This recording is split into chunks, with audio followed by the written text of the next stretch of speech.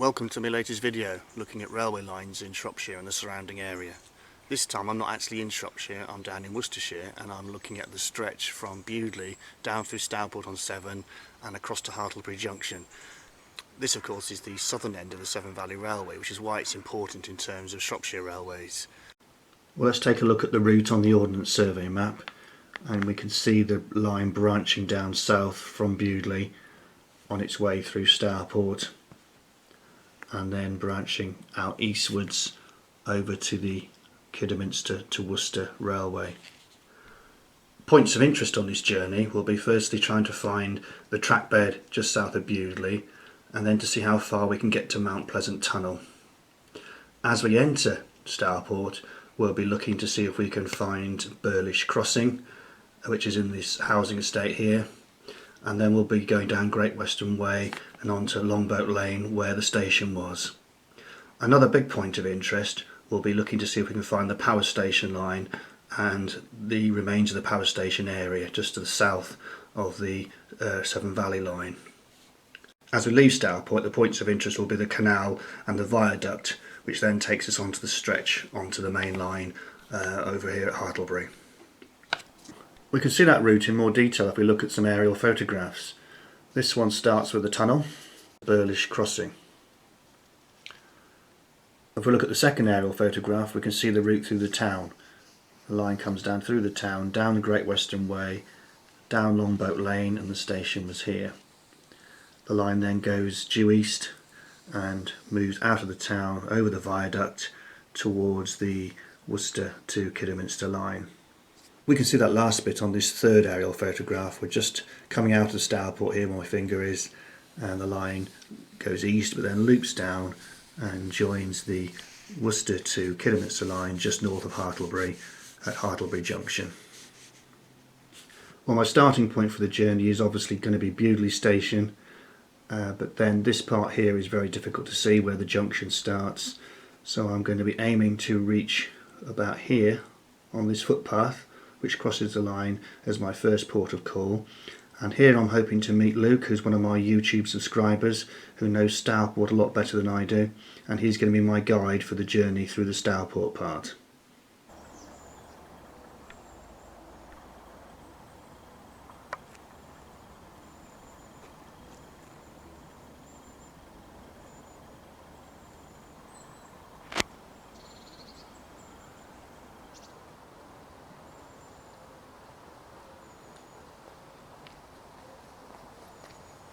Distance there, you can see the track going to the right, and shortly after there it turns to the left and on the way to Kidderminster, but the Stourport line branches to the right just round that corner.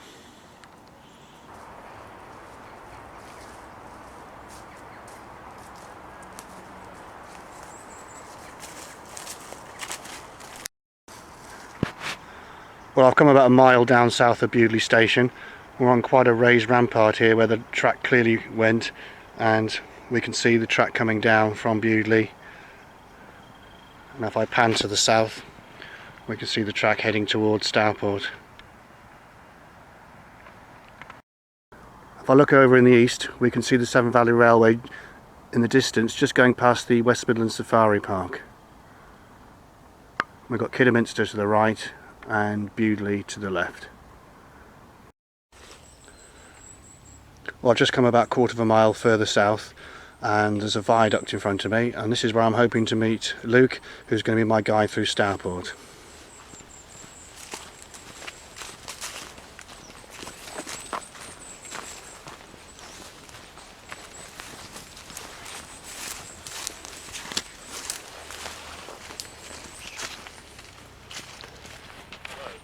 And here is Luke. Spot on time. Are you, Luke? How are you doing? Alright. Good to see you. So Luke, is this actually still a walkway then? It looks like it because it's a well-trodden path here, is Well, it? I'll be honest, I don't know, because it seems like a genuine walkway, but And between here and Stourport there's a halt and a tunnel, isn't there? there is a tunnel, but I don't know whether we're going to be able to reach that. Okay. Well, we've just come down underneath the viaduct and it's pretty impressive from here. It's bigger than I thought it was.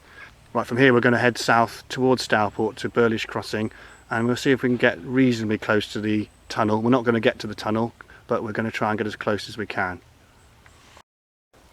We're on the approach to the tunnel here, but it's going to be very difficult and it's not land that we should be on, so I'm not going to try and get to the tunnel entrance. You can see the old railway path down there, heavily vegetised now, and it's going to be impossible to get right up to the entrance, sadly.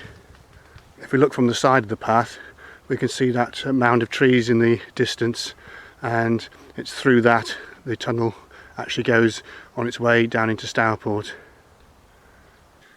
Now, if we had got up to Mount Pleasant Tunnel, this is what it would look like in 1960, and we can see the full extent of the 123 yards.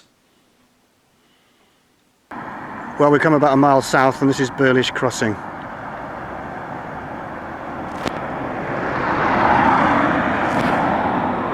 The strange thing about Birlish Crossing, it looks just so out of place. We're here in a modern housing estate, and there all of a sudden is a railway crossing. I've got a picture here, Luke, of the crossing just after it was closed, but it actually looks a bit different now. Yeah, it looks like they've put an extension on it. The line would have run through where that extension has. Oh, the line actually went where the extension is. So is that gate the original gate, do you think, where the track was? It would have been, wouldn't it? The track would have been around there. They've actually got some track on the drive, on the driveway. On the side of the building, Luke, there's a Great Western notice. Yep. Not in the original place, of course, because it's on the extension, but we've actually got a bit of track in the front of the yard as well. We've got what looks like the original gate here, but actually if I look at the picture it looks a bit smaller, to be honest. So it's a replica of the original gate. Where do you think the track was, Luke? It looks like the original route would have probably been about there. Through those white gates in the middle there, probably anywhere between there and there. Right. If I go back to the picture, Luke, I think we've found the exact spot where this photograph was taken. And there it is today. But looking at the picture again, we've got the gates next to the house, haven't we? So that looks like the extension might be where the track was. And actually the gate that they've got there might be in the right place. We've even got one of the original lights here with Birlish Crossing written on. This is a picture taken in the early 1960s showing a DMU just south of where we are now, heading into Stourport. Just in front of the train you can see Birlish Halt on the right hand side. Now that's a halt which is no longer there, so we can't go and find that. In the distance you can see the silo, and that's right next to the station because the sidings join the silo to the main track. This next picture shows the same scene but much closer up on the edge of the platform. We can see the station sign, but we can also see the silo in the distance on the edge of Stourport. This picture is also taken from Birlish Halt, but looking the other way, back towards Bewdley.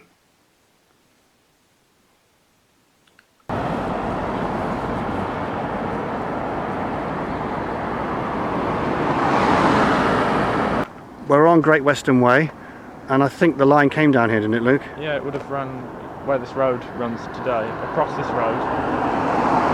So I'm going to pan down onto the south side. Straight through where that bungalow's drive is now. It's hard to believe there was ever a railway here.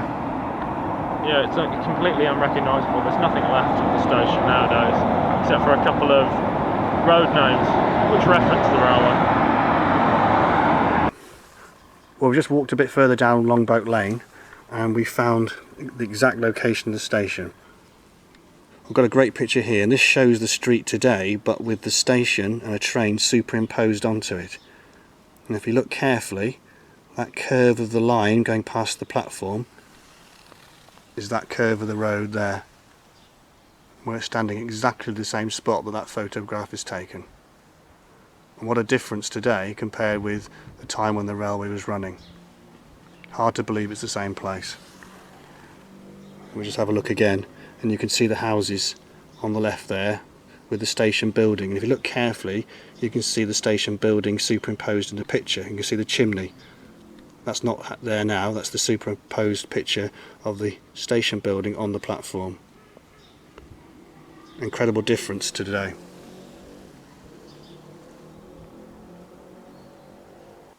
Well, I've got a map here of Stourport and Severn in 1927, and we can see the line coming down here, and this is now Great Western Way, and we cross the road here and it goes into Longboat Lane, and here's the station here. So as it crosses Longboat Lane, it moves its way towards the canal here and then off eastwards over the viaduct. This picture shows Stourport station before that housing development, and the building is identical to the stations at Bewdley and Buildworth. In 1934, Stourport station was renamed Stourport on Severn, possibly to avoid confusion with the nearby Stourbridge, as there was no actual other Stourport station. This picture shows part of the station before the line was closed. This picture shows the goods yard at Stourport station, and this closed in 1965. The canopies and the footbridge also disappeared in the 1960s. Well, I've got a couple more pictures here from the Middleton Press book, and this is a picture from 1961. And this picture here from 1965 shows a DMU in the very last days of the line. I can see at the end of the road, Luke, there's a path. Is that the track bed, do you think? Yeah, the track bed is just beyond that. Right, let's go and take a look. Yeah. So this line now goes across the viaduct, doesn't it? But there's another line as well, isn't there, to the right? Yeah, the power station line, which served Stourport Power Station. So how far is that down here? Not far. It's a couple of hundred feet. Well, let's go and take a look.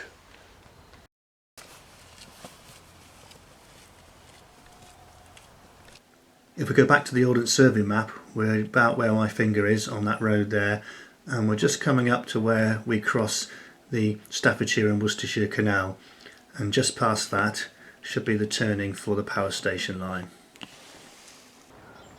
Now I'm at that crossing point now, and we can see the Staffordshire and Worcestershire Canal going north to northeastish. If I pan to the south, we can see the start of the walkway now, which goes all the way up to Hartlebury Junction. But just to the right there in the distance is the start of the power station line, which is our next port of call. Well, we've just come up that short track to the junction, and we can now see the power station line bearing off to the right. Now I don't know much about the power station, Luke. I don't think it exists anymore, does it? Well, it doesn't exist anymore. It closed in the 1980s. And we're standing at the point where the branch would have veered to the right here, and it was built quite late. It was 1940 they built this the branch to the power station. It's a very short branch, but it was elevated, and the embankment was here up until about 15 years ago, when they have since demolished it to build a road for a housing estate. So how far does that track go down? Well, down here you'll notice we'll start to drop in elevation into a road level, and at the end of that road there is still remains of a dismantled bridge. Well, we've come about a quarter of a mile down the track, and it's actually widened slightly. And when do you think this line closed, Luke? Well, this section, the power station, closed finally in 1984, and it was worked. This section of the line from Hartlebury to Stourport and to the power station was regularly worked by Class 25s, according to the website on the internet I was reading on. So, yeah, it's very recent. Now a little bit further on, and the pathway's dropping. Now this is too steep for a railway, so we're pretty certain that the line was on that embankment there, and you can see it's got a flat top, so almost certainly that's the track bed there, and we're just veering off to it to the left. Now we've come to the end of the track, and the line here now veers to the right, follows this road down here, and we can see a dismantled bridge in the distance. Now we've come up closer to the disused bridge, and you can see that the whole infrastructure on this side is completely gone, probably to build this road which is here. We've only got the one side of the bridge left. Well, I've got a picture of this bridge on the north side taken about 15 years ago, and you can see the bridge is still intact, and what they've done is they've taken the right hand embankment off to build the road. So if we pan up today, you can see the embankment gone and the road to the right where the cars are coming from. And of course this has meant that the bridge itself has now disappeared forever. We can actually get to the top of this bridge. It's a proper footpath with a nice stairway. Well, we've reached the top, and we can see the new road that was put in with the north embankment going. And if we pan to the south now, we can see the power station line continuing. How far is it to the power station from here, Luke? It's not far. It's probably less than a mile. And how far does this track go? It's probably less than half a mile actually. It's Okay. not far. It's just round the corner. Okay, let's see how far we can get down. Well, this part of the track bed's actually a pretty good walkway. We weren't quite expecting this. It'd be great if we can get all the way to the power station.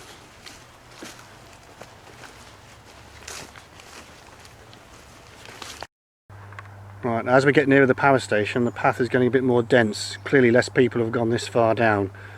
Anyway, we're going to carry on unless it gets even more dense than this. We've come this far, we want to see if we can get right to the end of the path. Well, we've got about a quarter of a mile down the track. We're not far from the power station, but it really is getting a bit too dense down here to actually get any further. So we're going to have to backtrack now and find the end of the power station line from the other end. Well, we've just come round to the other side where we were heading, and you can see the end of the line up on the embankment there, and that fence we can see is where we were trying to get to. So we've just come round the other side basically. And Luke, where's the power station relative to where we are now? Well, the power station was built where this housing estate is today. So obviously the line came down here right through them houses. Yeah, about probably in that direction there where that house stands today. Right, so there's no trace of it at all now, is there here? There's no trace. So basically we get to the end of the line up there on the embankment and that's it. Yeah, that's all there is of the original track bed. As you can see, they've demolished the embankment. Well, if we go back to the map, we're now getting back on the main line here, and we're now going to do the final stretch down to Hartlebury. Well, we've headed out of Stourport about a quarter of a mile, and if I look out eastwards we can see the track disappearing into the distance. Now we're looking for the viaduct, Luke. How far is it to the viaduct? Probably just over where that person's walking over there. It's just behind them. The one thing I've noticed, Luke, is how high this embankment is. Is it like this all the way out of Stourport? Yeah, it's pretty much, the embankment is very high. It's as high as the viaduct is, and I think the only reason they built the viaduct was to get it over the Stour, I think. Well, we've reached the viaduct. This is Bewdley viaduct, and it's certainly pretty impressive. We look over the side, we can get an idea of how big this bridge is. So why did they build this bridge, Luke? Well, it was built to cross the River Stour. So we've got the River Stour here. Just down there. And does that go into the River Severn? It does, doesn't it? Yeah, that at Stourport it meets the River Severn. On the east side of the viaduct we have another one, crossing the Bewdley Road as well. Well, we've come around to the north side and the bridge looks even more impressive from here.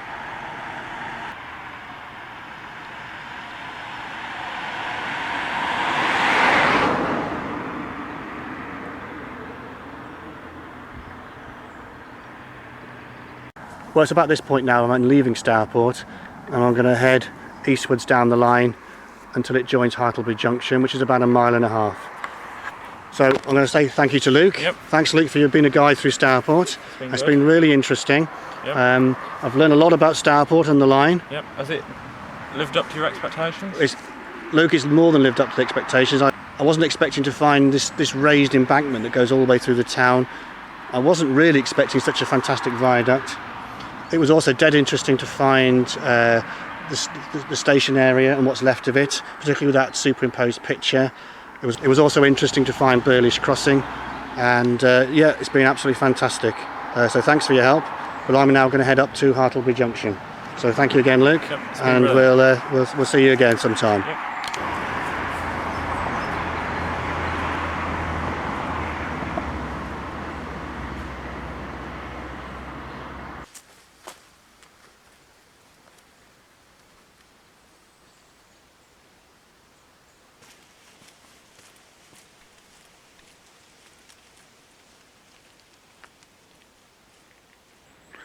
Well, one thing I've learned about this stretch of line is there's no shortage of viaducts. Here we've got a road viaduct over this particular stretch of the line. And actually the whole stretch from Bewdley through Stourport to Hartlebury, there's a whole collection of viaducts, both rail and road. Certainly one of the most impressive things I've learnt on this journey. Well, this is the view from the top of the bridge. It certainly would have been impressive to see steam trains coming up there.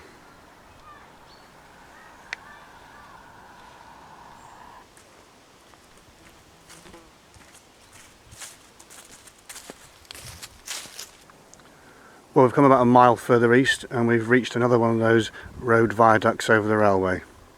It's good to see that this stretch of railway is now a proper cycleway. Although actually at this point, a mile from Hartlebury, they're telling cyclists to dismount and go by road. Anyway, we're going to persist and go down the track and see if we can get as close to Hartlebury as we can. I know we can't get all the way there, but we should be able to get to the main road at least.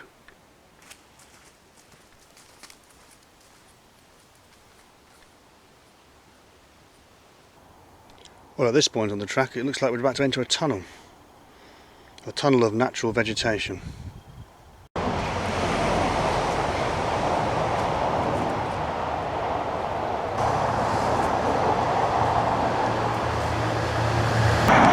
Well, you can see the remains of the bridge there here on the busy Kidderminster Worcester road, but the track on that side is private land, unfortunately.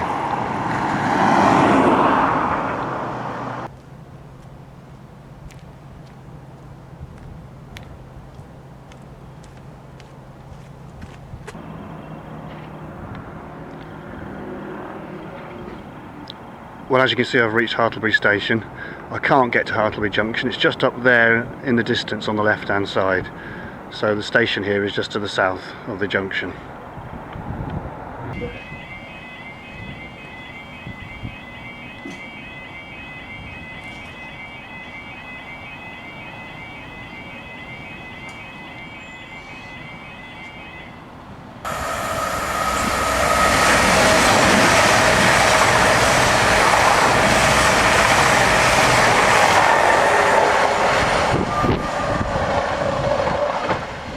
Well, I've got two pictures from Middleton Press that show the station in 1963. This second picture shows the old junction sign for the Severn Valley Railway. Well, if you look carefully enough and do your research, you'll always find things of interest on these old lines, and this line from Bewdley through Stourport to Hartlebury Junction is absolutely no exception. It's a really fascinating line, lots of bridges, lots of interesting things. The highlights for me probably Burlish Crossing, finding the station and looking at that picture where we could see the superimposed station on top of the modern houses, and of course the viaduct coming out of Stourport itself.